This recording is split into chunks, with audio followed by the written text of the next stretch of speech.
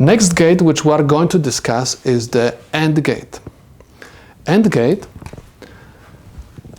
has symbol looking like this. This is called distinctive shape symbol. Again, you're supposed to memorize the symbols. AND gate can have 2 inputs or more. And I'm going to label them A, B, and one output, X. This is the distinctive shape symbol. We can also draw the rectangular outline symbol, which looks like this. Again, we have 2 inputs, A, B, and we have one output. This is AND. Okay? But most of the time you are going to see distinctive shape symbol. They are the most popular ones. Now, of course, this is the output. You must remember these symbols. Next, in order to understand how AND gate works, we're supposed to look at the truth table. Again, TT stands for the truth table.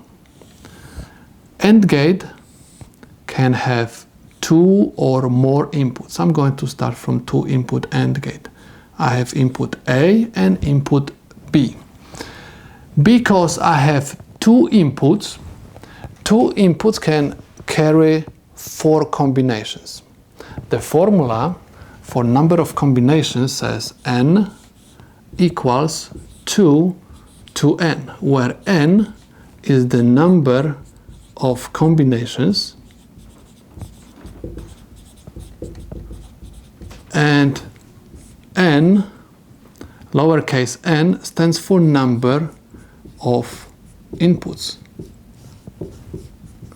Okay, so we can say that n is equal 2 to the second. Because I have just 2 inputs, I'm going to have 4 combinations, and these combinations are 0, 0, 0, 1, 1, 0, 1, 1.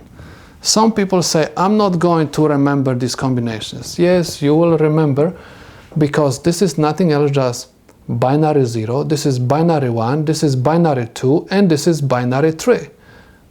We have 4 combinations. And this is my output. And the truth table simply is looking like this. We have 0, 0, 0, 1. So output is going to be high only when both inputs are high. In order to understand why we have truth table looking like this, we're supposed to look at the logic expression. When we have AND gate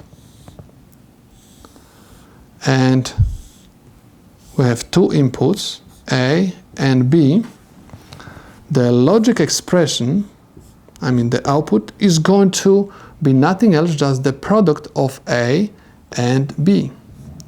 Okay, so this is the logic expression for the AND gate. So please notice that we have 0 times 0 gives me 0. 0 times 1 gives me 0. 1 times 0 gives me 0. And 1 times 1 gives me 1.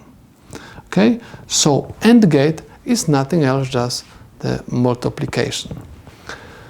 If you are going to, let's say, have logic expression looking like this, A, B, C. So it means automatically that we are talking about 3 input AND gate. We have AND gate, which has 3 inputs, 1, 2, 3, A, B, C. And if you want to find the number of combinations which we can apply to this gate, you're supposed to use this formula. N is equal 2 to the n.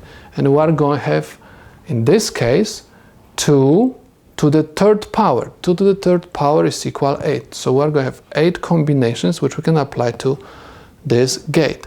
Please notice that the pattern is everywhere the same. The combination which has highs everywhere. I mean, every single input is going to receive high, output is going to be high. No matter how many inputs you have, in order to get high at the output for the AND gate, all inputs must be high. If at least one of them is 0, output automatically is 0. No matter which one is 0, output is 0. So, for example, if I have expression A, B, C, D, this time my AND gate is going to have 4 inputs. A, B, C, D. And again, in order to get high at the output, you have to make sure that all inputs are going to receive high. But if at least one of them is low, output automatically becomes low. Okay, so let's do some problems with AND gates.